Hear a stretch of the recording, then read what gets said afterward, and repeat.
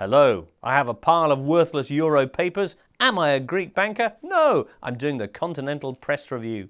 And heartwarming tales are plenty today, starting with the Champions League, where Olympiacos played Borussia Dortmund this week. Ahead of the game, Greek sports paper Gavros did the sensible thing and led with a Photoshop of Angela Merkel, the German Chancellor, in a Nazi uniform. Saves Max Mosley a bundle of work, that. Gavros explained, Dortmund, Merkel, it's all the same. We have to beat the Germans on Wednesday so that Greece can smile and the Fourth Economic Reich is humiliated. For you, Jurgen, the Champions League is over, as the Mirror might have put it. Well, Jurgen Klopp, the Borussia manager there, declaring himself stunned here in the pages of Bild before offering, I think the Greeks are just not so happy about the German population right now. I think you're right, Jurgen.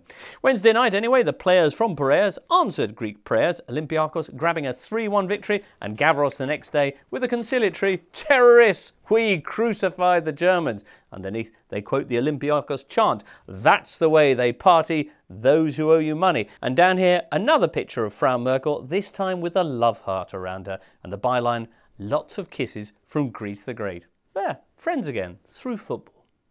Well, more happy tales next from Spain, where someone else has turned up on the cover of Real Madrid's house paper, Marca. Here they are, Levante, above a picture of 6 golden bullets with Cristiano Ronaldo and other players' faces on it.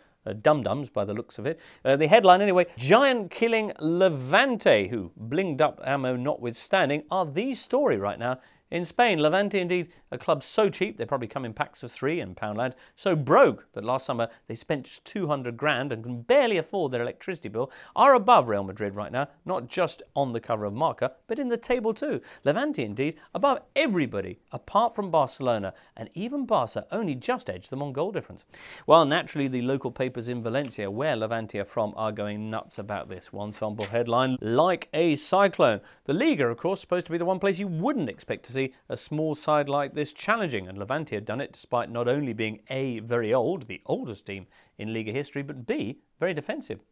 Last season they pulled a similar stunt, rising as high as 3rd in Spain before fading, but after their manager left in the summer and with the team now a year older, few expected them to do as well. Instead, they've done even better, this Sunday notching up their 5th straight win, beating the Qatari-funded Malaga 3-0. As Super Deport puts it, checkmate to the Sheikh. We only needed 45 minutes to show Malaga that money ain't everything in football. There's never been a surprise this big in Spanish football.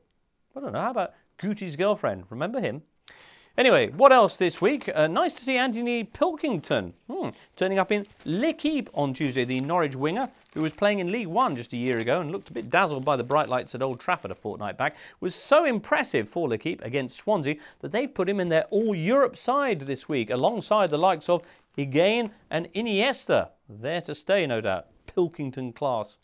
And in a week of surprises, let's finish off today with this bit of breaking news. There are not many goals in Italian football. Yes, last weekend saw a record equaling 5 of 10 games in Serie A ending 0-0. Incredible, no? A whole 5 games had goals in them.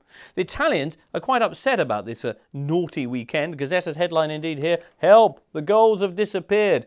Even the French score more, they say, which is true. 3.3 per game in Ligue 1 last weekend, 1.4 in Serie A. Is it just a blip? No, says the Gazzetta. If respected sides like Atalanta and Udinese only manage 4 shots between them in 90 minutes, it must mean something. The truth is, in Italy we shoot little and we shoot badly. And maybe that's the reason the top 14 are separated by just 4 points. We are in another league to the rest.